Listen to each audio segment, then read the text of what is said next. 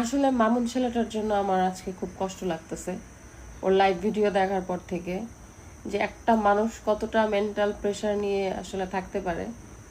এখন এক হাতে তো আর তালি বাজে না। যাই হোক, মামুন হয়েছে যে লায়লার হাঁটুর বয়সী।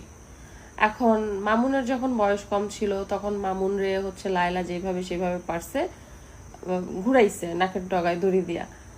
তো এখন মামুন বড় হয়েছে, মানুষের জীবন থেকে 2টা বছর 3টা বছর চলে যাওয়া মানে সেই মানুষটা অনেকটা ম্যাচিউর হয়ে যায়। তো এখন যখন মামুন ম্যাচিউর হয়েছে, যখন কিছুটা হইলেও সে বুঝে, তো এটা তো স্বাভাবিক না? তোমার হাঁটুর বয়সী একটা ছেলে, সে তোমার মানে তোমার সাথে কন্টিনিউ করবে বা তোমাকে স্বার্থহীনভাবে ভালোবাসবে, এটা তো অস্বাভাবিক, এ তো স্বাভাবিক না। তাইলে এখন সে তার গার্লফ্রেন্ডের সাথে সে ছবি তুলবে, ভিডিও করবে, লটর পটর করবে, এটা তো ভেরি সিম্পল। তা এটা নিয়ে এত রাগের, এত জ্বলনির তো কোনো মানে নেই। এইসব নিয়ে শুধু শুধু এই পোলার জীবনটার এইভাবে ধ্বংস করার কোনো মানে হয় না। আবার অনেকেও বলতে পারে যে আমি কি মামুনের সাপোর্ট করতেছি কিনা, আসলে সাপোর্টের কিছু না এখানে।